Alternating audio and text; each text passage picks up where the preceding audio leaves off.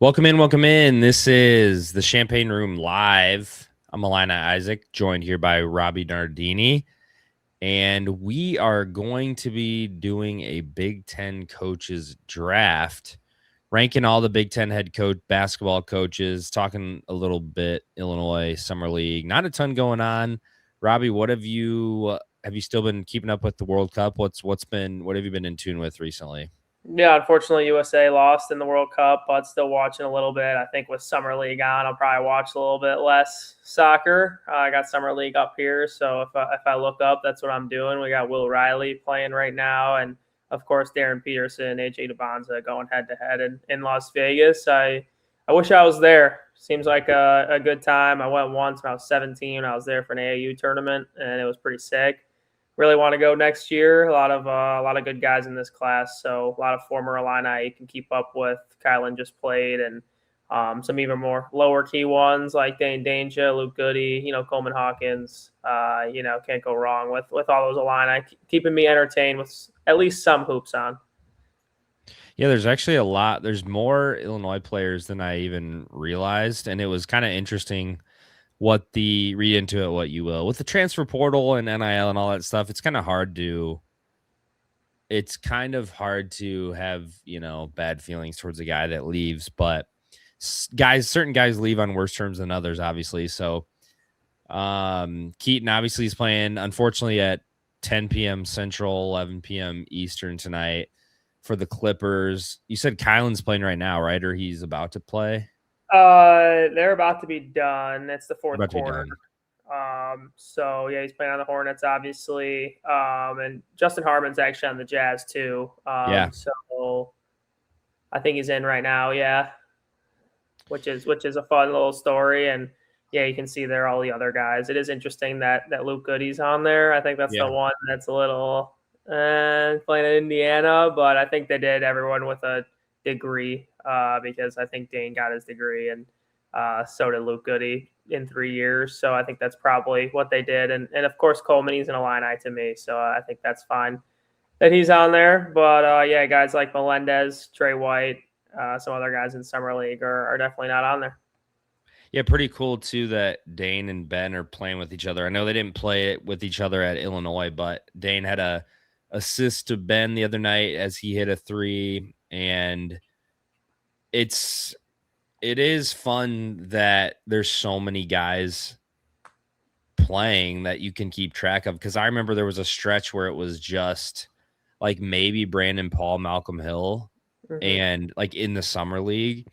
So the fact that you have 9 guys that we still are still fresh in our memory from Illinois teams, and if you're going to count Luke or not, whatever, but it definitely makes the Summer League pretty interesting. And Illinois fans, we've been pretty spoiled because like right after the season we had some fun drama or whatever with all the retention, and then we've had the World Cup and some other coaching drama like the Dusty May stuff, NBA draft with Keaton, like now the Summer League. We've really been spoiled.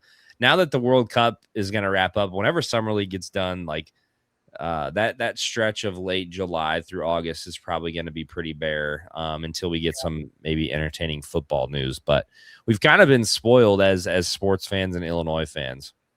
Yeah, there's 9 Illini on that list. If you count Merez, RJ Melendez, and Trey White, I think there's 12 total. I did the Armchair Illini newsletter with all those guys and a little bit more about the schedule. But yeah, it's almost like we need daytime sports now with World Cup. I mean, I work from home, so I can have the TV on whenever. And without the World Cup game yesterday, I was like, what do I do other than work today? And then now we got Summer League starting all day. There's games starting, at whatever time at like 3:30. I think it starts at 3 tomorrow. So yeah, after Summer League, I think July 20th to whenever football starts, it's going to be a little slim. It kind of reminds me of like the NCAA tournament after the first weekend, and you're like, oh wait, I have to go back to work on Monday, and like there's not basketball on for a couple days.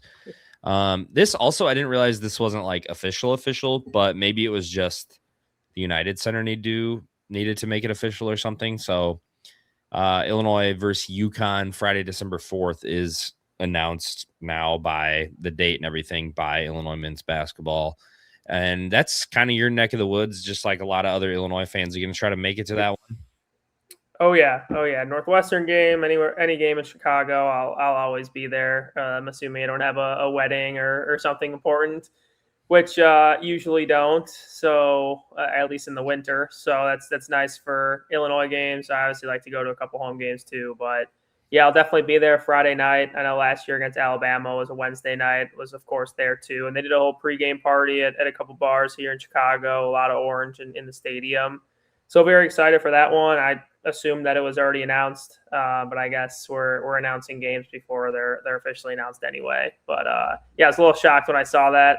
But yeah, I'll be there. We got to beat UConn this time. I've said it before. If not now, then when? I know I was talking to the Minnesota Timberwolves guy yesterday, Ryan Eichten, and somehow that came up. Oh, because he was a Iowa State grad, and he had said he brought up Terrence Shannon and how he remembers the Terrence Shannon Iowa dunk against Iowa State in the tournament. And then he was like, yeah, and then the UConn game, the next game they went on a 30-0 run, and I was like, yeah, that just we can't stop that from coming up. Yeah, So that's old news. maybe beating them once would kind of help, but I don't. It's this is probably the least news heavy. We'll get started here in a second with ranking the Big Ten coaches. This is probably the least Illini news that we've gotten or that we've had like going into a podcast, wouldn't you say?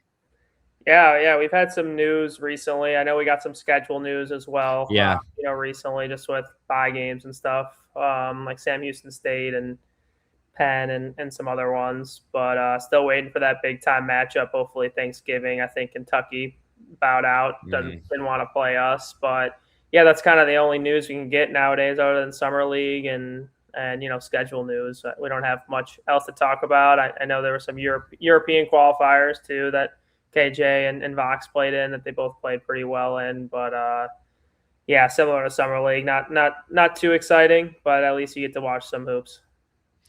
Just I don't know why I didn't even really think about this. Will Riley and DeBonsa are playing with each other.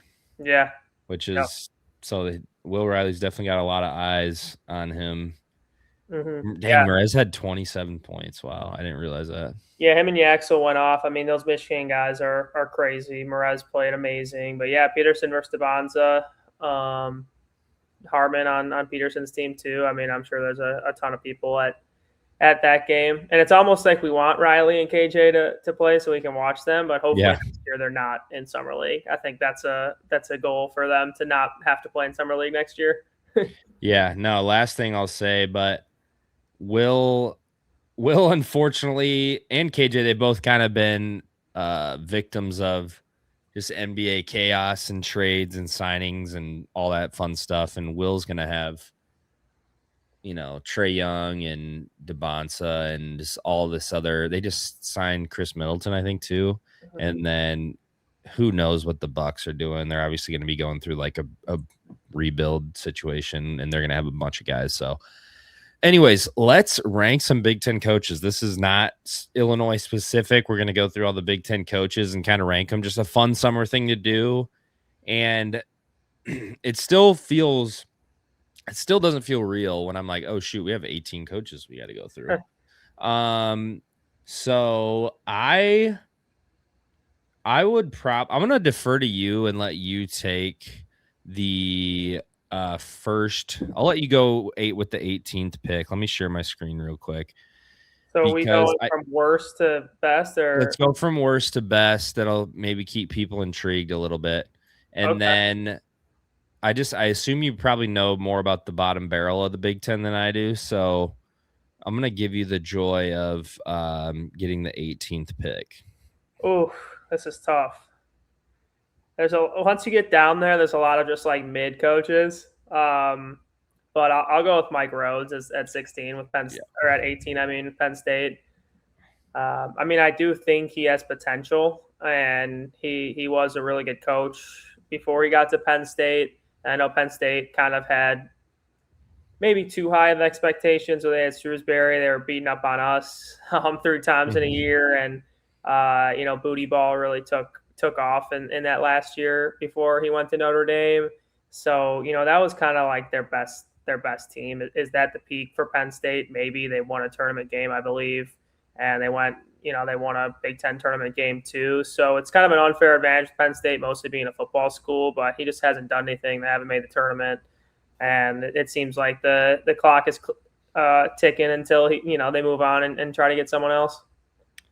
Yeah, I thought for sure that felt like one of those like A10 or mid-major conference like transfer up to a Power 4, Power 5 that I thought was going to work for sure. And I know Penn State is a crazy situation as far as like resources and probably SEC levels of we don't care about basketball, but that is definitely one that I thought would have worked out by now. And I know brought in Ace Baldwin and he's had some talent. I think they have some talent coming in. Not that I can speak a ton on Penn State basketball, but I think putting him at 18 is probably a safe pick. Yeah. I mean, it's tough down there, because some guys just aren't proven. But yeah, he was good at VCU, hasn't been good at Penn State. They've dealt with some injuries. And if you ever go to a Penn State basketball game or you're thinking about it, don't waste your time. I mean, the home court advantage is non-existent. So at least at Illinois, you get a couple wins at home. Nobody cares about basketball on that campus, so they're not doing him any favors either. You know what's interesting as I look at the list of the 18 coaches. So I'll take 17, then we'll go back and forth. Robbie will take 16. But there's a lot of guys that you're like, oh, they had flashes or they had flashes at other schools. It's not like there's a bunch of guys that you're like, they have no business being here. They've really shown nothing yet. Like Rhodes is probably the one where he hasn't really shown success at Penn State, but I'm going to go with Danny Sprinkle at 17 for Washington, just because the smaller sample size, coming from Utah State, I believe it was. Yeah. And this year, I know they had some like injuries and crazy situation, but it was just really disappointing for them. Like when they came and played in Champaign, obviously when they play against Illinois is going to be my best judge. They had talent and Steinbach was a stud. Not that just automatically wins you games, but yes, they had injuries. I don't know from your perspective though, they had more talent than a 500 team or whatever they ended up. I know they had like Yates or somebody like quit. Something weird happened, but not the greatest start for Sprinkle.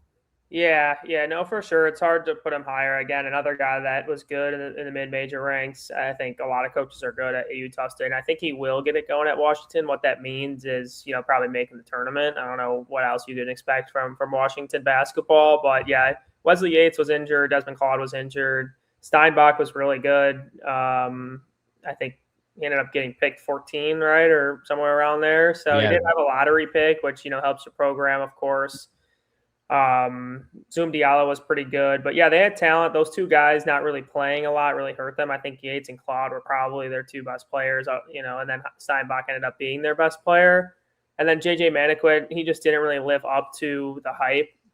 He played on Team USA and was really good before coming to college. I remember watching him in, I don't know what the tournament was, some FIBA competition. He was really, really good, but small guard, didn't play well at Washington at all. Now he's transferring, and they finished just 16 and 17. So, I was at that Illinois-Washington game. Easy win for the Illini at home. And, yeah, there's still a lot to prove for Sprinkle in his – I don't even know what year. Maybe I think it's year 3 now. Yeah, because was he there the first year? Didn't he bring over whatever that dude's name was that they paid like $2 million or $3 million. Yeah, he brought over Great Osobor from Utah State. And that at that time, that was like stupid, crazy NIL money. Yeah. Well, him and Hawkins got like the most NIL at $2 million that year. And they were just 13 and 18. I mean, they weren't really good besides Osobor. So, yeah, he's going into year 3 after taking over from Mike Hopkins. And, yeah, I mean, they haven't made the tournament. And with 68 teams, even now 76 teams, like if you're a high major school, you either make the tournament or you're bad. You're really bad. No, for sure. This year for teams like that, like a Sprinkle or like a Rhodes, if you miss the tournament again with the expanded field, like you don't really have a ton to hang your hat on. All right, I'll let you go with 16. Yeah, I mean, this one's tough just because he hasn't even coached in the Big Ten yet. But I feel like we have to go Mike Boynton at some point. I mean, you could easily put him at 18 here just because he was not good at Oklahoma State. He did coach with Brad Underwood at SF Austin and Oklahoma State, and I think that he had high hopes for people had high hopes for Boynton at Oklahoma State and other stops, but he could get better. He worked under Dusty May, was obviously the next man up, and they're hiring him for at least a year. We'll see what the contract ends up being. I don't think they ended up releasing that yet, but he gets all his guys back that Dusty recruited. He has a really good team. There's really no excuse not to, be pretty good for Michigan. So it'll be a huge prove it year for Boynton. If he does end up doing well, he could probably either stay at Michigan or get a contract somewhere else in high major Division I or at least mid major. But yeah, I mean, he wasn't good at Oklahoma State, and he's not Dusty May, so he could easily be 18. But I think he can't go much higher. Just looking at these other guys, I don't think he can go any higher than 16 for him. It's also kind of funny. We haven't mentioned yet, and when you just said that, and I wrote that down, I just realized the number one coach, the number one coach isn't even on yet. Like the Dusty May probably would have been one. Oh, for sure. Yeah. And the fact that he's not even like, we can't even draft him is just crazy to think. Cause we were talking right before it started about the guys that are still around and guys that aren't, and everybody pretty much stayed put or didn't get fired or anything. And then Dusty May left. So, pretty good year for Big Ten coaching retention, if I had to say. A lot of new coaches too that we'll get into as well. I mean, I feel like everyone's like super new or super old and kind of established. So, well, thank God Merez and Dusty are no longer there. I'll say that after Merez's performance in Summer League. But yeah, Dusty would be number one after winning a national championship. See, I really want to. This would maybe be just to like stir the pot with Indiana, but I don't want to do that. I'm not going to put Darren DeVries at 15, but I'll put Diebler at 15 just because another guy like feels like they've had talent and they just haven't put it together. And I think that's like the biggest indicator of an amazing coach. That's why Painter should be always near the top of these rankings, because year in and year out, I mean, besides Zach Edey and Braden Smith and all those guys, which maybe I just took my point away, but you know what I mean? Like there's been years where Purdue hasn't been stacked and they still pull off games. And to Greg Gard's credit and Bo Ryan before him, Wisconsin's always winning games they shouldn't be with less talent too. So, but Diebler has had the talent, just hasn't been able to put it together. And they snuck in the tournament this year, right? Yeah, they were 8 or 9 seed this year. That's right. And they lost TCU. They lost first round, I think. Yeah, I think Ohio State was an 8 seed. They lost to TCU. That's right. Okay, I do remember that. So obviously disappointing. Ended up sneaking into the tournament.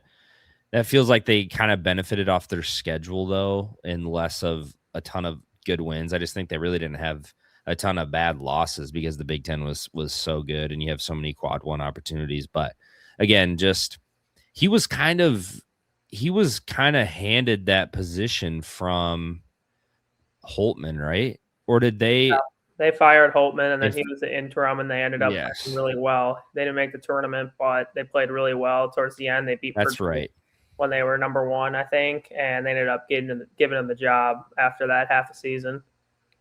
Which, talk about a guy that dropped off. Holy cow, Chris Holtman. That I thought everybody thought he was like the next Dusty May or he's coaching at DePaul now.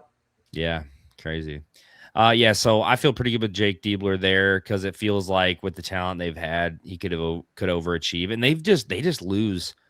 They lose or are in close games all the time that they shouldn't be. And yeah, it just feels like the talent they've had, they could have put something better together. So again, it's still kind of splitting hairs at this point, but I don't think anybody's going to be arguing that, he needs to be much higher than 15.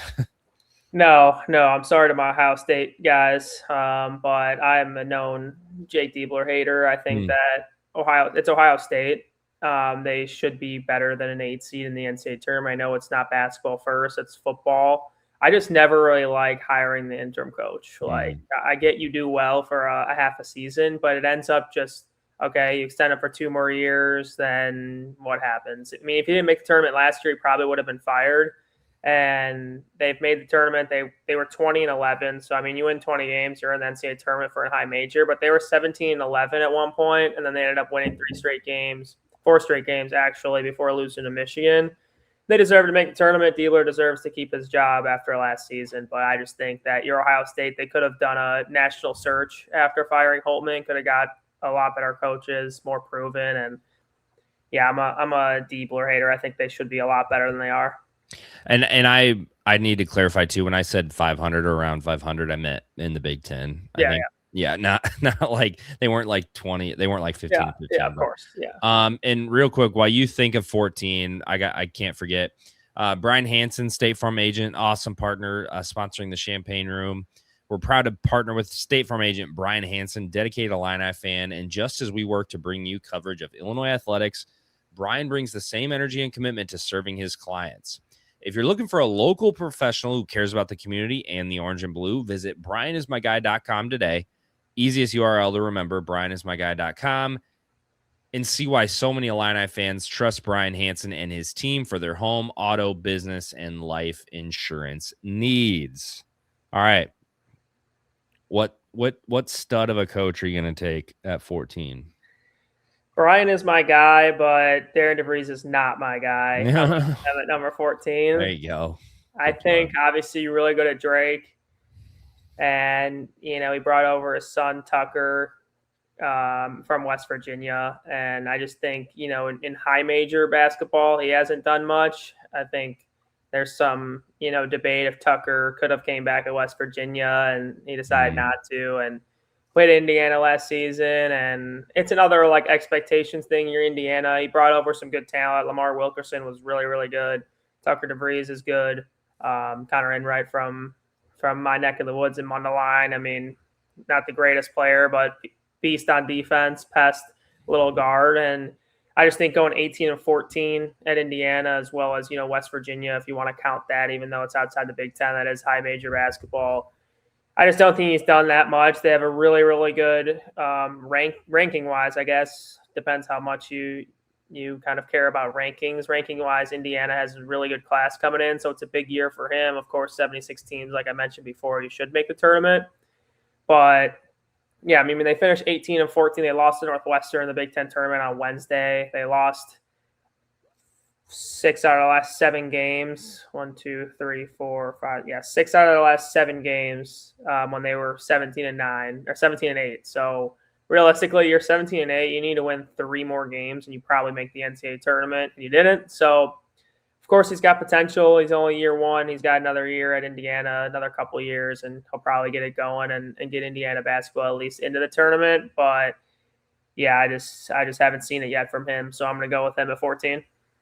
Yeah, I think that's a good spot. I think if you would have asked people going into the last season, they probably would have put him middle of the pack or higher. Mm-hmm. And it's interesting because the West Virginia season feels like it just got swept under the rug, which I get. West Virginia is not some powerhouse, but so the way that things ended and like it was just Indiana was like a done deal. They still didn't have that impressive of a season at West Virginia for Indiana to. No, I don't think Indiana fans were like, maybe they say they will, but it's like you're Indiana, you're getting DeVries. Is that really like that good? And I don't think anything. I think the worst thing possibly for Darren DeVries has been McCollum, because he came from Drake in 1 year and took them like to an Elite 8 with a team that was not that good. I mean, Sturts was amazing. And there's something to be said about like the camaraderie of a team that's been together for a long time.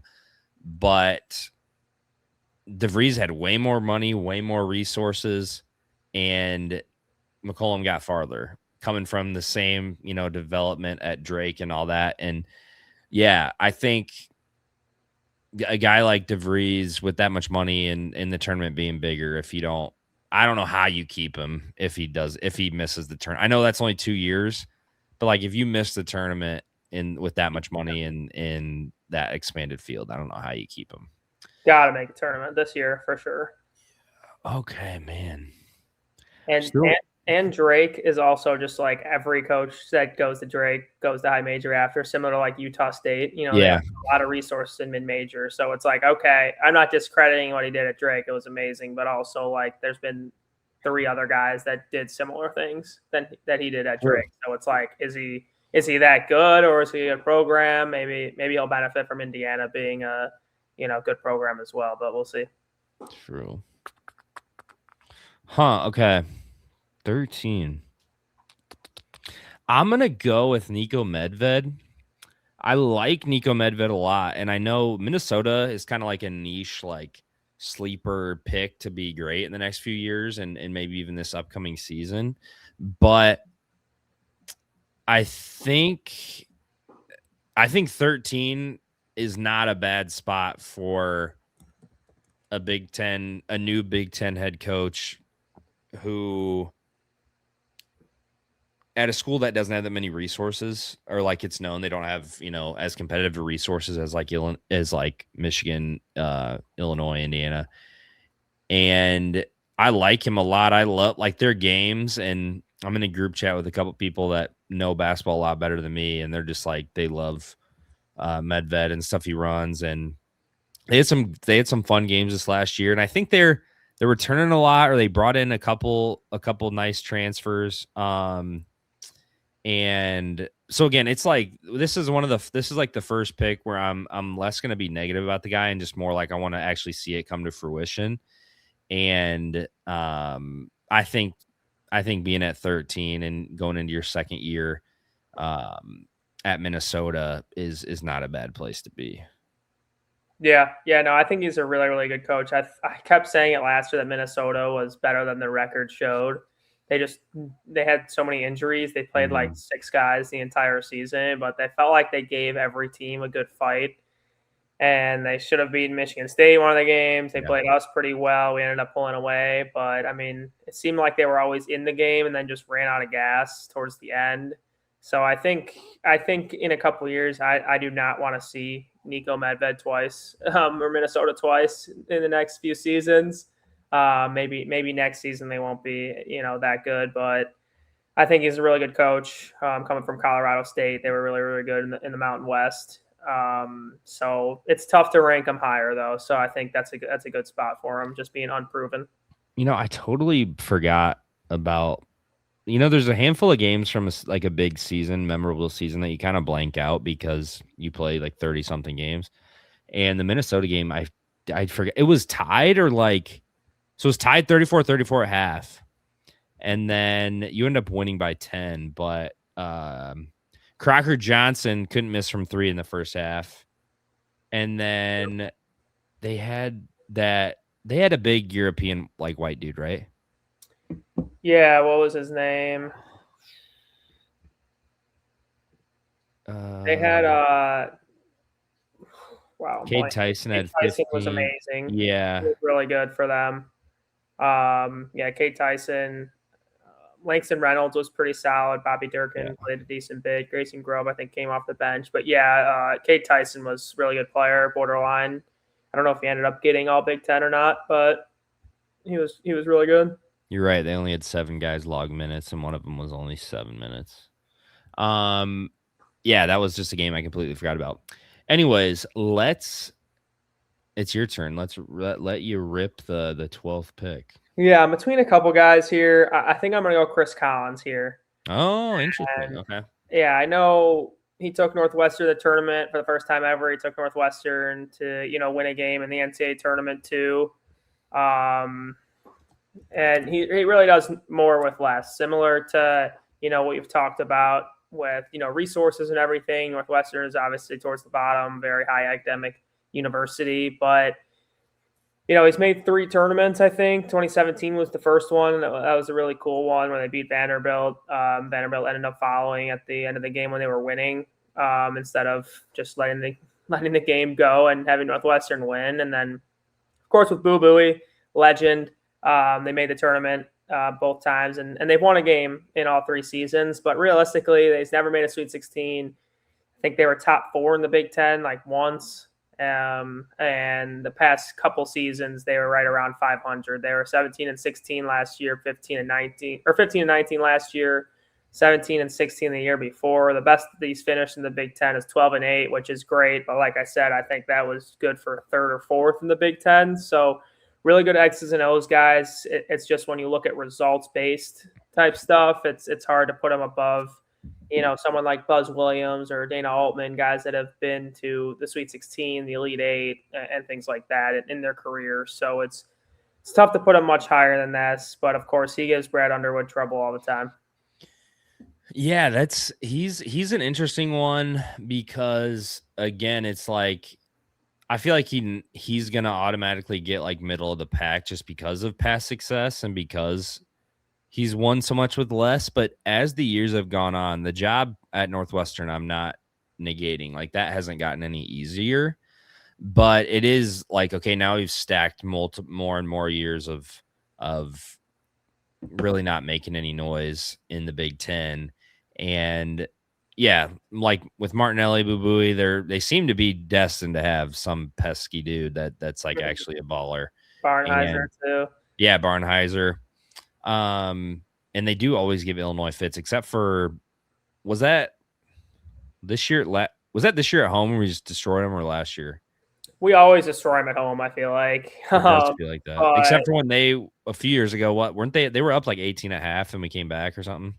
Yeah, we beat them by 40, I think, at home this year. I think the year before we beat them by I don't know how much we beat them the year before, but when TSJ was on the team, we beat them by like 50 or something crazy. Like I don't think they've beaten us at home in like 15 years or something. But yeah, something about Welsh Shrine Arena, that small little gym in Evanston, Illinois, gets us sometimes. And yeah, I think so. When you probably were a manager, that was when we had like Northwestern wasn't even that good, but they just gave us tough games. Yeah, and I think we ended up winning both when I was manager my last year. But I remember that game on the road was a tough one. I remember if I remember correctly, it's hard to remember all these games, but yeah. I think we were losing for a while, and we ended up winning that game. But yeah, they always give us fits. I think that was the DeMonte putback game, wasn't it? That was the year after. I think that was 2020. That was 2022, maybe, when they're starting to blend. That was sick as hell, but yeah, I have a video of that because I remember I was in the stands for that one. That was either 2021 or 2021 was COVID year, so it had to be 2022. Oh yeah, you're right. Won the Big Ten, so I think that was putback. Yeah, no, Chris Collins at 12, I think is good. I'm gonna go with somebody that I was debating, kind of picking the last couple times, but again, I think the years have not done him any favors. I'm gonna go with Steve Peichel at Rutgers. I really think the NIL era, transfer portal, all that fun stuff has not done him any good. I don't know if it's just like the resources at Rutgers or what, but I think having Ace Bailey and Dylan Harper and not making the tournament is like that might stain his resume. Now, that's probably not fair because as most of us know, I mean, like our worst team our worst Illinois team the last 3 years had 2 first-round draft picks. So that doesn't automatically mean, you're guaranteed success. But having 2 of the top 5, 8 pick, wasn't he the 6th? Was Ace like the 6th pick or something? 6th pick, yeah. Harper's a beast on the Spurs too. Yeah. Having 2 top 6 picks should get you into the tournament automatically. Yeah. I mean, it's not hard to make it, like I said before. No. I think you're bad if you're 8, 9, or 10 seeds. So you think you could at least sneak in. Right. No, and I think for a while too, Peichel had that reputation of not insane talent, but really gritty guys, just like good IQ, great defense, and was getting more out of the talent that he had. And then that is kind of faded. So I would be surprised if things don't start to turn this year. I would be surprised if he's not gone. Unfortunately. So it's interesting just with time, like the shine of coaches and players kind of goes away after having such a good rapport for a long time. Yeah, they haven't made the tournament in 2022, and I completely blanked. Can we switch Collins and Peichel, actually? I thought we picked Peichel already. Collins is definitely a better coach than Peichel, but both of them are kind of... Oh, yeah. Both of them are kind of struggling as of late, but Peichel more than Collins. Peichel, I think, was last in the tournament in 2022. They won a game in 2021. I mean, with Geo Baker and Harper, they were really good. But I'd probably put Collins over Peichel. I thought we picked him already, but yeah, Rutgers. He's probably in his last year at Rutgers. I mean, not making the tournament with those guys, Harper and Bailey, and they just haven't really been good since he did a really good job with Geo Baker and Harper and all those guys. I don't know. You think the 5 Northwestern fans might see this and engage with it, and then it'll boost it out to the algorithm. I picked it, so we'll keep it. But yeah, that's my bad. we're really splitting hairs if we're picking between the 11th and 12th best. Yeah. Cool. I'll let you go with 10. We're getting into some more proven coaches. Yeah. This is definitely tough now. It's hard because there's a lot of older guys who have, good resumes, but are they, still good right now? I think I got to go Buzz Williams with this pick. I think just at Maryland, obviously he bounces around a decent bit, but he was at Virginia Tech, he was at Marquette, Virginia Tech, Texas A&M, Maryland now. In his first year, they were just 4-16. They were really bad. I know they had some injuries to really good players on Maryland, but hard to put him much higher than this just with his unproven resume in the Big Ten. But of course, in his history, he's been to an Elite Eight, but that was in 2013, and then he was really good at Texas A&M too, but never really made a Sweet 16. But they always had a really good aggressive team, really good offensive rebounding type coach. But yeah, just looking at the other guys on the list, some more proven guys recently, hasn't been to a Sweet 16, I think, since 2019 at Virginia Tech. And just the fact that he bounces around so much, I don't like that. He's not loyal to his team. So I'll put him in right here. Yeah, that's fair. No, I totally, that is kind of his thing. That is his thing, to bounce around. And Maryland's got a bunch of talent coming in, and they also lost a lot. So maybe it's a year of like where transfers and everything come in and doesn't work out. But it looks like it's going to be better, and I imagine that he'll get things better, because they had some talent last year, but they were just so all over the place. I mean, shoot, they almost beat us. That would have, at the end of the season, that would have really put a damper on things. Yeah, Payne was injured all year, and he was like their best player. For sure. So that was tough. I think with them, they would have been a little bit better. Elijah Saunders was decent. Coit had some games, but realistically, they just didn't have. He went off against us. Was that the first game, or what? No, was it the second game that they almost beat us? Second game, they almost beat us in Maryland. Yeah. Was that when Coit went crazy, or was that the first game? I think that might have been the first game, but I can't remember.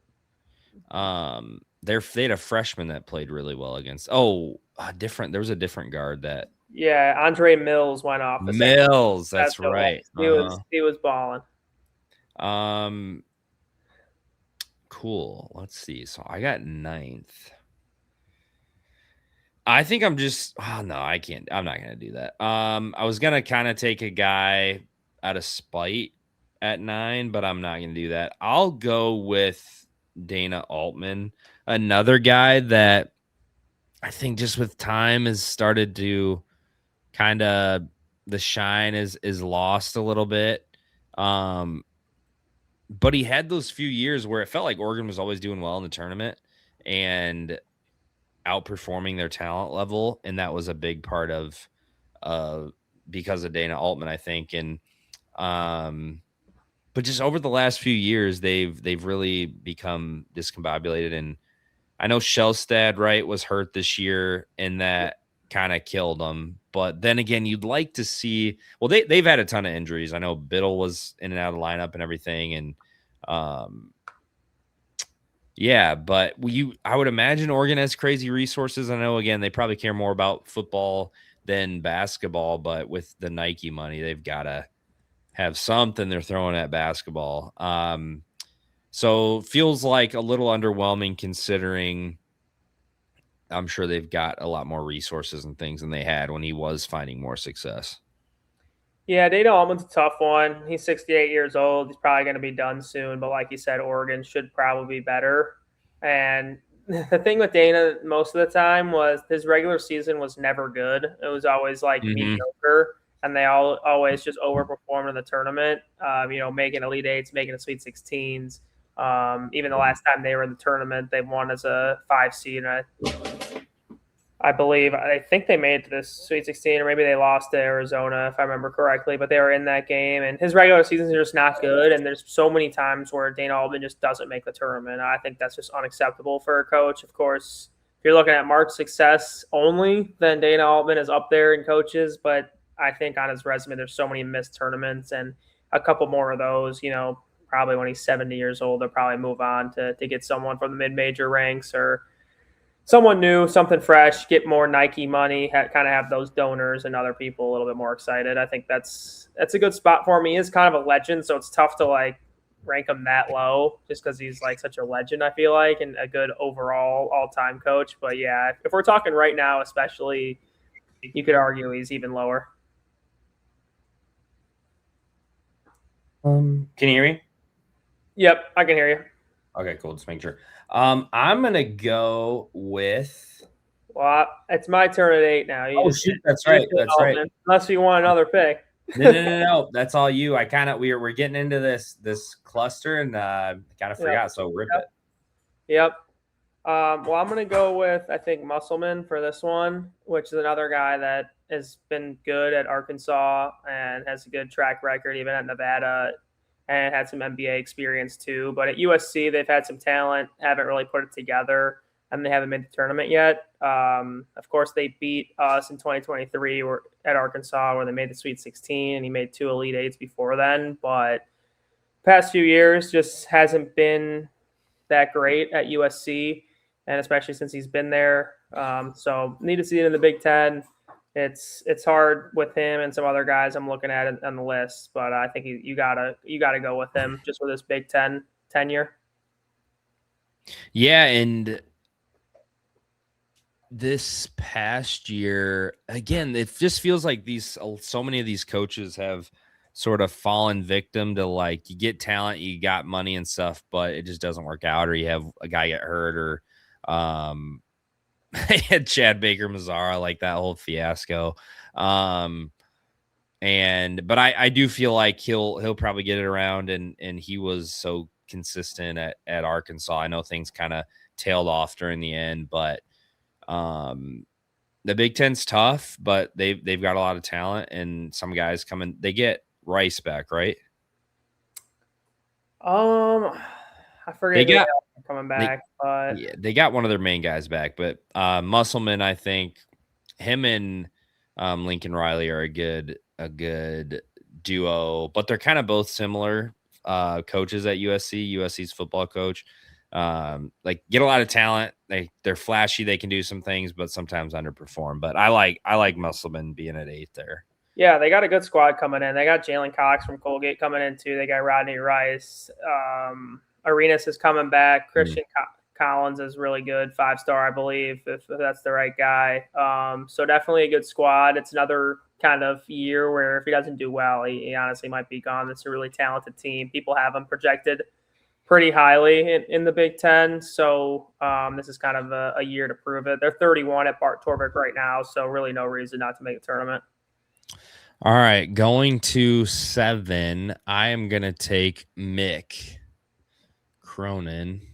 I was going to take him instead of Altman, but just out of spite because he's not my favorite coach. But the dude wins games sometimes, and he's had tournament success. So went to the title or no, the Final Four a few years ago, right? Yeah, they were an 11 seed. They went to the Final Four from the play-in, actually. And just got a stud European dude, I think, today, like a 5-star kid. signed to a multi-year contract, whatever that means in college sports. But definitely can get talent. Definitely seems like they have resources and things out there. He was at Cincinnati before, right?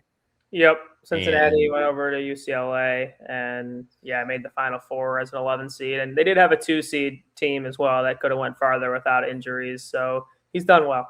that's right. That's right. So yeah, he's definitely won a lot of games. I personally just don't get how anyone would have played for him. And how, like, there's Tom Izzo type and even Brad Underwood a few years ago, like reaming guys on the sidelines. And then there's like Mick Cronin style of going about things. And I mean, he clearly knows basketball. He knows what he's doing because, I mean, UCLA and these schools are willing to put up with that stuff because he wins games. So I'm putting Mick at 7, and I feel pretty good about it. Yeah, no, Mick is good at 7. I think there's possibility for him to go higher. Obviously, he made a Final Four, but they were a 7 seed one year, won a game. Just his complaining all the time is brutal. And they're always, just being UCLA, they're always projected to be really, really good. And they kind of just don't live up to that hype, but their 2 seed season, I think they were still in the Pac-12 then, but they had injury to one of their players. They ended up losing to Gonzaga, I think. But yeah, I think that's a good spot for them. They should be good this season. Will they win the Big Ten? No, because he complains about flying all the time. But I think they'll be good this season. So I like that there, and it's hard to kind of rank them any lower. I think you could maybe argue a little bit higher, but personal preference, we'll leave them there. And we're kind of getting in some really good coaches now. A guy that's, Musselman's been to the Elite Eight. Altman has 2. Mick Cronin has been to a Final Four. I'm going to go with a guy that hasn't been to a Final Four, but he's done pretty well at Wisconsin. I'm going to go with Greg Gard in that spot. I think just taking over with Bo Ryan, he's got a similar style. I took over in 2016, took some of Bo's recruits to Sweet 16s, I believe. But since then, they haven't made a Sweet 16. They haven't made one since 2017. They want to share the Big Ten in 2022. They always seem like they are going to be a lot worse than they are. So that's kind of the pros for Greg Gard. I think the thing that I argue is just being in Wisconsin, there's some really good recruits that he could get and he doesn't get. Concanipple, maybe he was always going to go to Duke, but he was a Wisconsin guy. Tyler Hero type.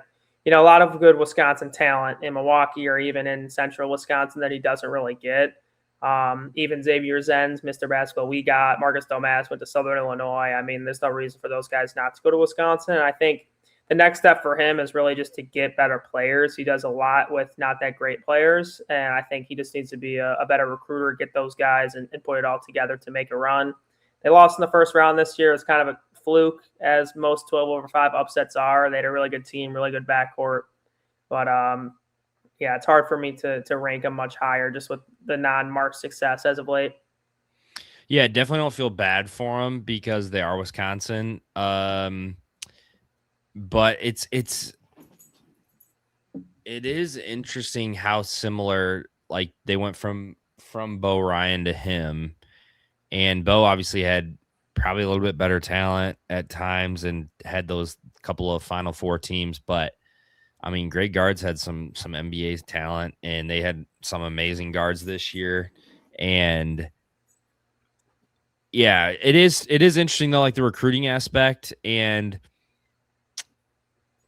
they're another team too that feels like they get upset, or there's games where it's like, what are you guys doing? Like you've played so well in these other games, and then you kind of just completely fall apart.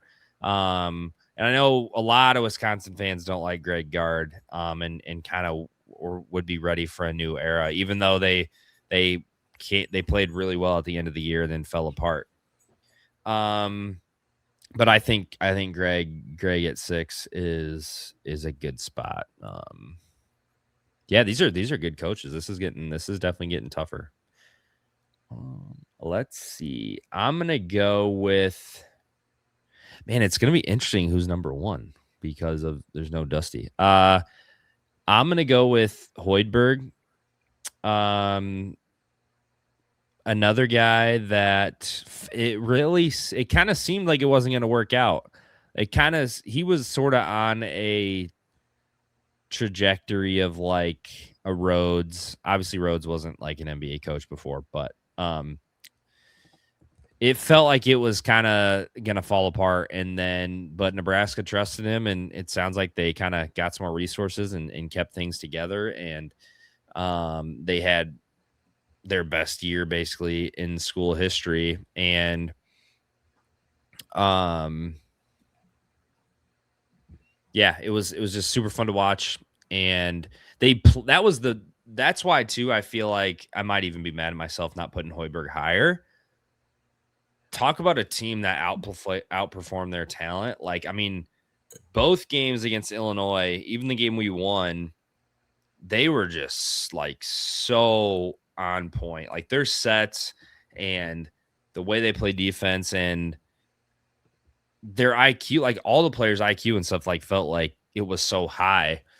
And that's not something you get in every Big Ten team. And especially when they beat us at home, I know we were without a couple of guys, but it's just like they made every right play and played great defense. And they definitely weren't that crazy talented. So to get as far as they did, that's such a bummer though to lose to Iowa. Yeah, it's tough. Like best season in school history, you lose to your rival Iowa, who like makes the Elite Eight as a 9 seed. I think that kind of diminishes their season, but they did start 20-0. Beat us, beat Oregon. That Vanderbilt game was crazy. Vanderbilt game was crazy. They beat Troy by 30 in the first round, and I know it's 4 versus 13, but Troy is pretty good. Losing to Iowa was a tough one, but they did make the Sweet 16. I probably would have put Hoiberg one higher here, but I guess hard to put him above another guy. That's the coach of Iowa just after the Sweet 16 game. But yeah, just Hoiberg was really good at Iowa State too. So, I mean, he took those teams very, very far. I think took them to a Sweet 16 one time and made it to the tournament a few times. And he's taken Nebraska to, I think, 2 tournaments now. And he finally got their first tournament win. And I think, like you said, I think just with Mast and Frager and other his son, who just really wasn't that good, ended up being a really good defensive guy. I think Hoiberg is a top 5 coach or top 6 coach in the Big Ten. And people are sleeping this year. I think they're going to be really, really good again this year with Frager coming back. Yeah, and I know Tominaga was super fun to watch, but I think on a lot of teams with not good structure and strategy, that guy's not getting any shots up. But I mean, he was able to create some space, but still, like I think a Hoiberg type coach is how a guy like that is able to run sets and get open, because he's obviously such a liability on defense. But the fact he was even able to be an effective hooper was crazy too. But all right, I'll leave number 4 to you. Yeah, sorry, I just had a coughing attack. So you're good. No problem. Sorry for the voice, but I'll probably go Ben McCollum here. It's between him and Hoiberg for number 5 probably, but like I mentioned, Iowa beat Nebraska in the NCAA tournament in the Sweet 16. Ben McCollum made the Elite Eight in his first season with not a great team. He was a mastermind at the D2 level, was really good at Drake, beat Mizzou, thankfully, in the first round of the tournament at Drake. So I think he could be the best coach in the Big Ten eventually. Izzo, Painter, and Underwood are done. I don't know how old McCollum is, but he's already made it to Elite Eight in year 1. We'll see how he can continue it. But he was taking D2 guys, and, they made the Elite Eight. So they beat Florida, and they played us. They were up 10-0 against us or whatever it was. So, their game plan's always on point. I think, he's going to be one of the best coaches in college basketball. I know he's from Iowa, but if a big-time school comes knocking, it'll be tough for him to say no. Yeah, he probably could have cashed in on something crazy, but Iowa, I assume they have some money to pay him. But yeah, talk about like I know people were high on him, and they even saw flashes during the regular season. Like I think they almost beat Michigan at home. But the tournament, they schemed like the Florida game. They played Florida so well, and they were so much less talented than Florida. Like. And the way they were able to shut down the big guys for Florida and then Sturts was just so like he just played at such a different pace a lot of times and just knew what he was doing. So it'll be interesting to see with like some newer guys and not just the guys that he's kind of brought with him how he does, but he's got to have one of the best reputations right now in the sport, just the way he was able to draw things up. And like you said, they were up strong on us. Like they were scoring. We couldn't really do anything at first. Then we kind of settled in, and that's been a thing with Brad's teams. I feel like a lot of times, like in the Big Ten tournament a few years ago, where we went down every game. Anyways, side note. Cool. Let's see. So we got the final three. You just took McCollum. So these are kind of just gonna naturally fill themselves out. But as much as I love Brad, and this season was absolutely a blast, and I think he's silenced all the haters. Basically, I'm gonna put Brad at 3. And that's no disrespect whatsoever to Brad. It's more just respect for the other guys and how long they've been doing it. And I think Brad can definitely get there, and he's already in their tier 100%, but just the longevity of, Painter and Izzo and their success. And Brad, I feel like a few years ago with the team that won the share of the Big Ten regular season, that felt like that was Brad's best coaching job. I know they had Kofi, but there was a few games Kofi was missing, and then some of the surrounding talent really wasn't Big Ten title good. I feel like I felt like that was Brad's best coaching job, just the way guys came together. That was an amazing season for Trent, and so many memorable games. I say all that to say it feels like Izzo and Painter have had more of those types of teams where you just didn't really see all the talent, but they were able to kind of come together. And yeah, obviously love Brad. So excited he's our coach. But and 3, the third best coach in the 18 team Big Ten is a pretty good place to be. Yeah, I think you got to fit him right in 3. When Dusty was in the Big Ten, he was number 4, and number 3 coach in the Big Ten just sounds a little bit better. He's probably a top 15 coach, top 20 coach in the country. After the Final Four kind of validated that, he gets talent, but he also does a good job with not so good at talent as well. Keaton Wilder was a 3-star recruit. Shout out to Tyler for that one. And like you said, 2022, you lose a generational player, Ayo Dosunmu, first team All Big Ten, player of the year in some outlets, and you still win the Big Ten. And even in the bad years, like you mentioned earlier on the pod, everyone's freaking out. You lose in the first round of the NCAA tournament. I mean, you lose pretty much all your starters off a Big Ten championship, regular season team, and you still make the tournament and you're an 8 seed. Like, if that's a bad year for Illinois when you lose your entire starting 5, I think you're in a pretty good spot. And you can't put them over Painter or Izzo, but I think the number 3 is a good spot for Underwood, and I think he's just going to continue to get better. I think he's 63 right now, so he doesn't have a ton more years, but I think he's got another Final Four under his belt. Yeah, that's another thing that makes Brad so special is, I mean, so many dudes have developed here and gotten better here and are now like going on to the league. And obviously they didn't know Keaton was going to be as good as he was. They still had to develop him. And Andre got a lot better at playing his role, playing to his strengths this past year. Terrence took off from where he was at Texas Tech. So many guys like grew and developed. Ayo obviously was not where he was. Like when he left Illinois, he was obviously in a way better spot than he was when he got to Illinois.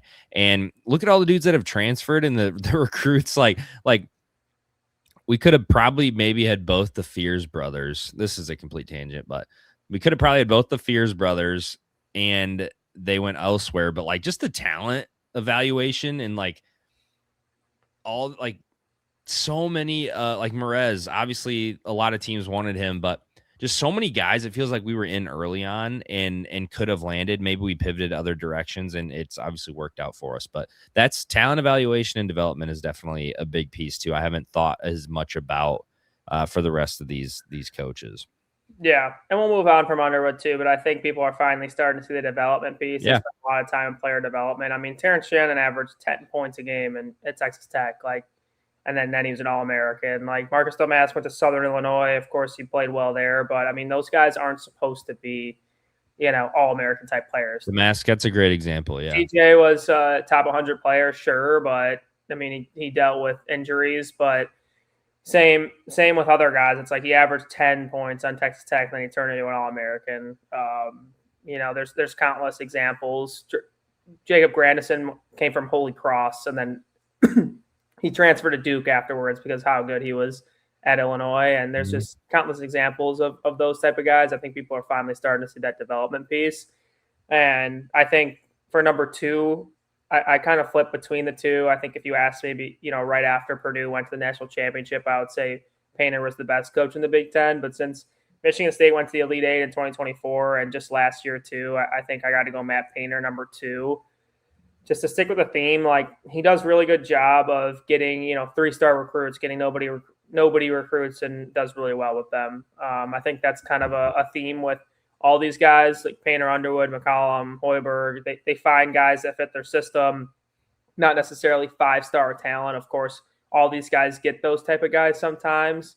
Jaden Ivey for Painter, and McCollum will probably land a really good recruit eventually. But I think they do well and develop really well with their guys, and Painter did that with their backcourt. Most recently, and of course Edey was a nobody and turned into the number 10 or 12 pick, whatever it was, the Grizzlies, and one of the best college players of all time. So I think Purdue maybe could have done better with TKR and Smith and their entire team the past couple of years, but it's tough to bounce back from Edey. I think because of that, I'll put him at 2, but of course he's an amazing coach. I think he's one of the best coaches in the country. He's really underrated too because he got upset a lot in the tournament against a 15 seed, a 13 seed, but in my opinion, I couldn't care less. You're gonna get upset here and there, and he probably has the most upsets out of anyone. But I think going to the championship game and going to the Sweet 16 and just continuing to get better as a coach, I think it's pretty easy to say he's 1 or 2 in the Big Ten. Yeah, Painter definitely. I know for a long time people got on Brad, and they still did until this Final Four, but Painter was up there for some tough, especially if he didn't have that national title runner-up run. He had some doozies of losses in the tournament. But you're right, like a lot of these like big guys that they develop aren't just like killer 5-stars, and they're able to put it together. And I know Mackey is crazy, but there, as a coach, you still have to develop that and get the team ready for the games and things like that. And like, there's a lot of crazy atmosphere. I mean, the people always talked about the rack being so crazy, and Rutgers did win a lot of games, but like to sustain that amount of like home success and getting your guys up for those games, I feel like a big part of that is on the coach too. Like you have to be able to get the guys ready. And yeah, I mean, we know what number 1's going to be, but anything else on Painter? He's obviously, they've had a bunch of studs. Yeah, no, nothing else on Painter. They've developed a really good home court, and I think people forget, like, we're talking about Purdue too. Like, I don't think you before Painter was there, you really thought about Purdue as like an amazing basketball program either. And he's a Purdue graduate. He had his struggles at Purdue earlier in his career too. They trusted him, and now he should have a lifetime contract. Yeah, and older people might be upset that because Gene Katie was pretty.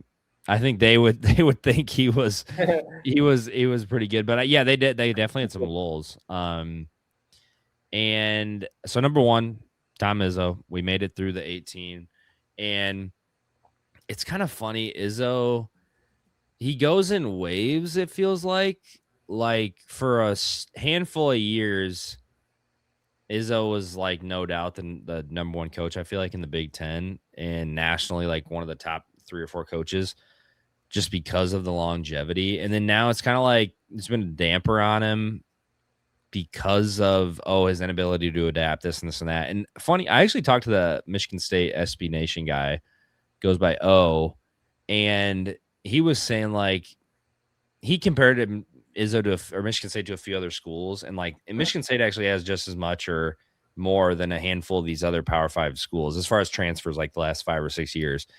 But that's just like, I think because of Izzo's comments, and right when the portal and NIL started blowing up, he was pretty firm on not going that route.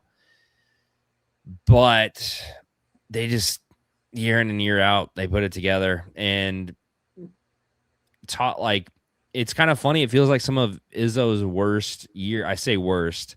Like, I think specifically the Miles Bridges and Jaren Jackson team, like, that was a national title level team, like, talent wise, and like it just didn't all the way come together. And then you have Cassius Winston and Nick Ward and like those guys who aren't as talented, but they're just so well coached and so put together. They're able to, beat Duke and Zion and Cam Reddish and RJ Barrett and make the Final Four. Like, he's just had so many of those teams that I think you got to put him at one. Won a national title, which most of these guys can't say besides Dusty, obviously. So nobody else can say that. Yeah, he's the only national champion winner. He's been to a Final Four a million times. And I think his coaching job in 2024, I think a lot of people were like, okay, maybe he's trending downward. But after that, he took a team that probably should not have been in the Elite Eight to the Elite Eight. So I think he really cemented himself as still the #1 coach in the Big Ten.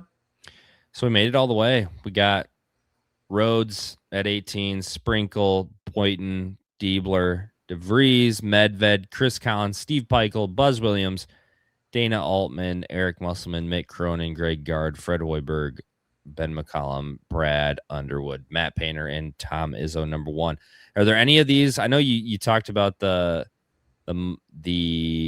Chris Collins and Dana Altman possibly. Or no, Peichel and Altman you wanted to, or Peichel and Collins, sorry, you wanted to swap. Is there anything else you kind of like, maybe we got that wrong? I like it. I mean, the only other thing, I think Boynton maybe should be 18 just because he's a new coach and he hasn't been good as a coach. But I do think Chris Collins for sure should be above Peichel. I think the other ones you can kind of mix and match. McCollum, Hoiberg's tough. Gard, Cronin, Hoiberg, all of them are pretty similar. But yeah, I'd probably put Collins over Peichel, and I'd probably move Boynton down to 18. Yeah, I know. I thought that a little bit ago when you were talking. I think when you were talking about Ben McCollum, and I was like, oh shoot, poor Sprinkle and Rhodes. They've at least coached, been a head coach in the Big Ten. But we'll give Boynton a little credit because he was just the assistant coach of one of like the best college basketball teams of the 21st century. So, cool. Well, you gonna stay up and watch Keaton? You said you're probably gonna go to bed. I'll probably go to bed. I'll watch the end of this Jazz Wizards game. I'll probably watch the full game highlights of Keaton tomorrow, but hopefully he plays well. It sucks that all his games are super late, but hopefully we get one on a weekend where Illini Nation can stay up and watch him. Yeah, I'm hoping to get. I've reached out to a couple beat reporters for the Clippers, like they work for one of the news stations out there, and I think I'm going to get one of them on after Keaton's first couple of summer league games. So, if I don't stay up for it, I'm sure that those guys will. But yeah, I'm super excited. Summer league has been fun. Plug your stuff. I know you post and write so much. I don't know how you do it. So what do you got coming up and what are you working on? Yeah, just articles most days for Illinois Roundtable. Got a new story for the Champaign Room about Merez coming up, just about his performance tonight. And yes, still doing stuff with Armchair Illini newsletter every Monday and trying to keep up with the schedule news, trying to release it as soon as I can. So hopefully we get a full non-conference schedule here soon. We got 2 games left to go, which we should hear pretty soon. But yeah, that's what I'm up to in the off season. And hopefully going to spend some time outside when it's nice out. Winthrop, right? They're on the schedule? Winthrop on the 24th, I believe it was, and Sam Houston State on the 13th. So 2 bye games. I would expect one more bye game, and then hopefully a big-time matchup either on Thanksgiving or Black Friday. I'll never forget when Winthrop upset us. I think like 2012 or something crazy, but at home too. Anyways, not fun memories. Robby and I just ranked the Big Ten coaches. That was fun. Good summer stuff. I'm looking forward to football and everything coming up though, so we can just break down games and whatnot. But stuff like this is fun, and it's nice we have so many Illinois players in the summer league. I'm Illini Isaac. That's Robby Nardini. We'll definitely be coming out with content again soon. Make sure to stay tuned, and ILL. 9-9.